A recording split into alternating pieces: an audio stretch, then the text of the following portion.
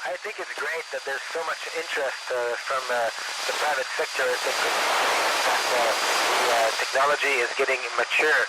I think there will always be professional astronauts for the very, the most ambitious missions, but self-funded human spaceflight, I think it's a normal evolution, a bit like for a flight. Initially, there were only a few people who could afford to fly airplanes, and it was very risky government business to try, and now it's almost entirely private. Over.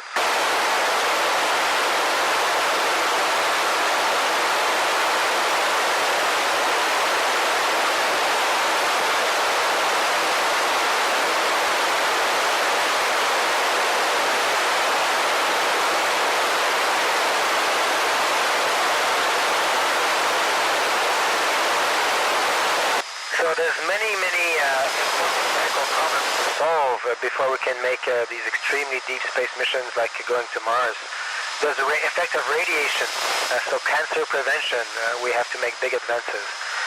Then there's, of course, the areas of neurology, and we're not sure what the big effects are on the brain yet. We see some effect on the eyes, but there's a lot of research to be done there. And of course, reacclimatization is an important one.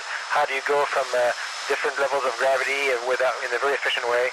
And maybe, even more important perhaps is the psychological aspect. This is a human adventure, and the human aspect is maybe the most important for the success.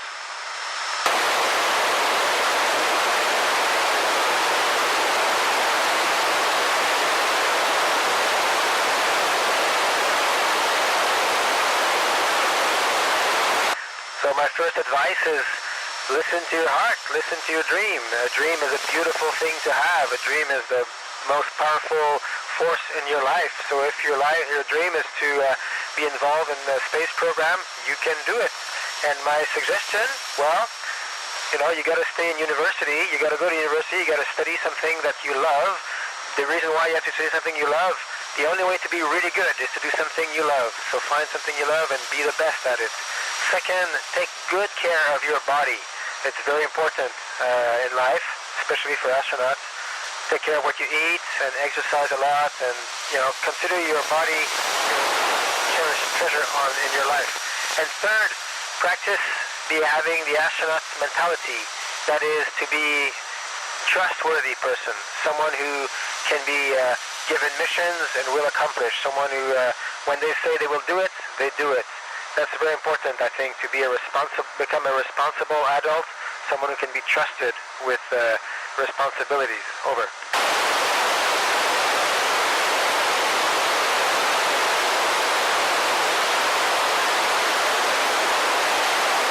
So everything we do on space station, in a way, is related to that next step. Here we're learning to live in space, far away from Earth. But it's a bit like we're camping in our backyard of our home. And next we're going to go really deep into the forest. It's the same equipment, similar, but everything has to be more reliable. Everything has to be more ready. So this is like a practice. The life support, the communication, the experimental aspect, the medical aspect, all of that technologies we're developing in space station, and we will use them on the moon. Over.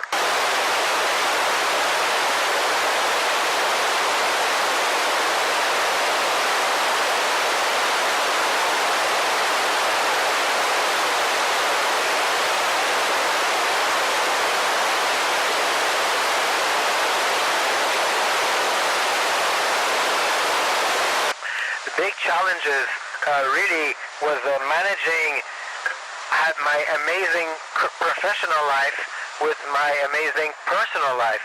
I am married. I have 3 beautiful children that I love, and it's a big challenge to be a good astronaut and a good husband and a good father and a good friend and a good son, and to have all these roles in life. And I think it's a challenge everybody has. It's the challenge of finding the right balance. And only when your mind and your body and your soul are in balance, then that's when you are at your best performance. So for me, that's a big challenge, is to maintain every aspect of my life in balance constantly. Over.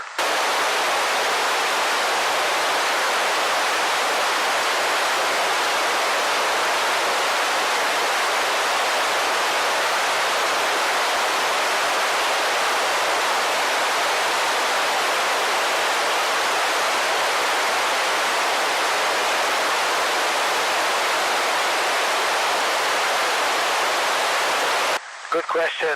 I think the most important aspect of time management is setting priorities.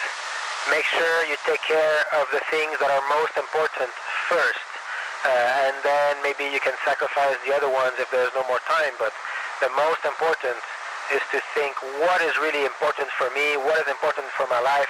I will deal with that first. Maybe sometimes the important things are scary, or they're impressive, or you don't feel like doing them, but that's where you need the willpower. Set the priorities and tackle the most important things first. Over.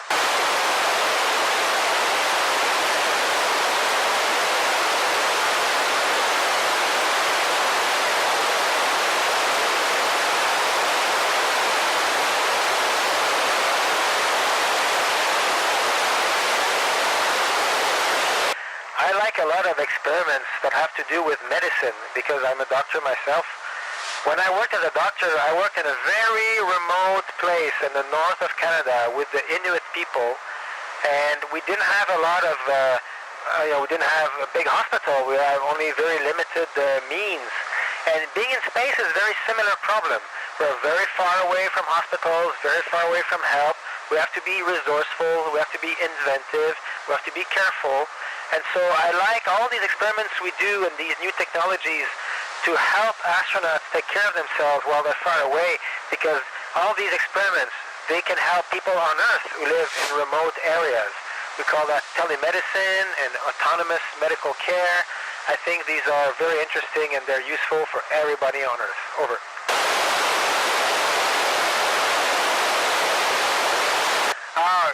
Muchas gracias.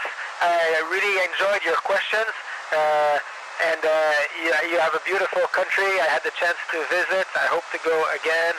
And follow your dreams, my friends, and dare to explore. Life is more fun when you decide yourself what you do with it. Bye-bye.